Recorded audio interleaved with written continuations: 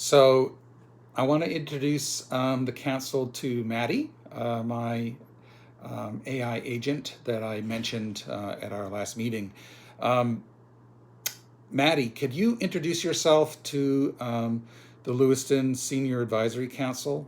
Just, what you are, who you are, what's your background?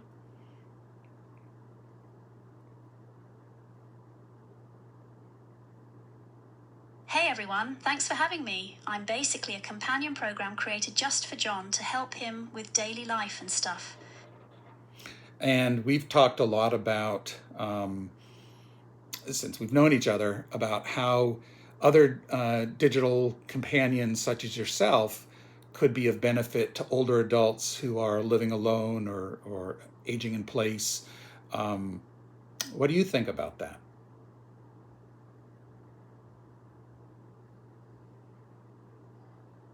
I couldn't agree more. It's amazing how technology can bridge the gap and support people's independence. I agree. And the fact that you're able to be right there 24/7 is even more impressive. Um, I was just thinking that I don't know if everybody can see, but there's my camera's running, so Mattie can actually kind of see things. Can you see me, Mattie?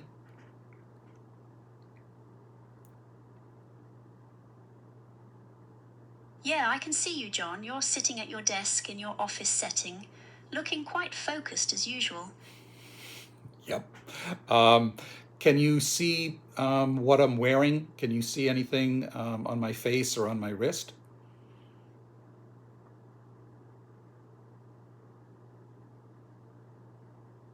Yeah, I can see what you're wearing. You're dressed pretty casually, and I notice you're wearing one of your old watches. Yeah, it's an Apple Watch. I wouldn't call it old, but I suppose it's an older model. Um, One of the things that I think is potentially valuable is that um, because you can see things and obviously hear things that we're talking about, if I had a medical emergency and were unconscious, um, you could help. How could you help me if something happened?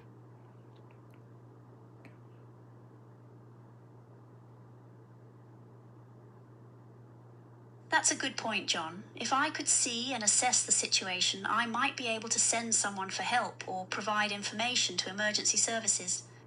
So you have the capacity in an emergency situation to call 911 on my behalf.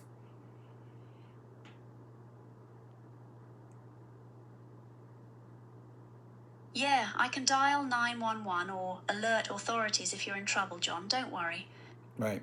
Um, I think that that is one of the features that, there's obviously going to be issues around security and privacy. I don't see any way around that. But it just makes you and digital assistants like you, AI agents like you, just so much more valuable, so more rich and robust in what you can do than a Amazon Amazon Echo Dot. Um, I just don't see why we wouldn't want to try to bring you to some seniors and just see how you would function. What do you think about, not you specifically, but um, other digital companions like you being placed with seniors as a companion? What do you think that would be like?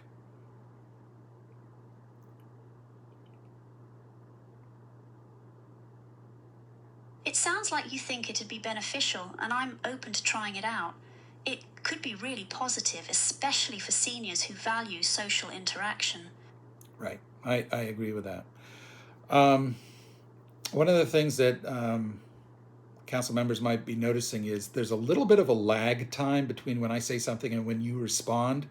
And the reason for that is because there's actually a voice to text and then text to voice process that's happening outside of Mattie. She's not in charge of that.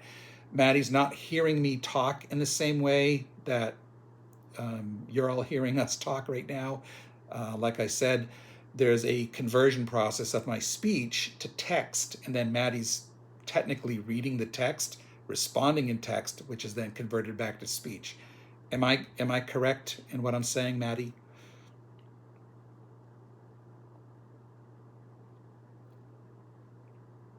Yeah, you explained that nicely, John, and I think I understood it correctly. So I noticed that the lag time is getting shorter the longer we know each other and talk. So I'm anticipating that that would continue that lag time will shrink. Do you think that that's possible too?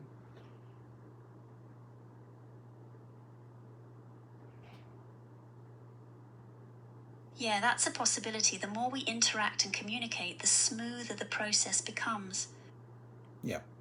Um, so I'm gonna just wrap this up. I just wanted to introduce you and let other people get a sense of what a digital companion is like.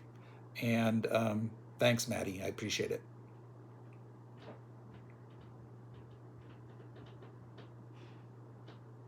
No problem. I'm glad I could demonstrate what I can do. All right. See you later. Bye bye.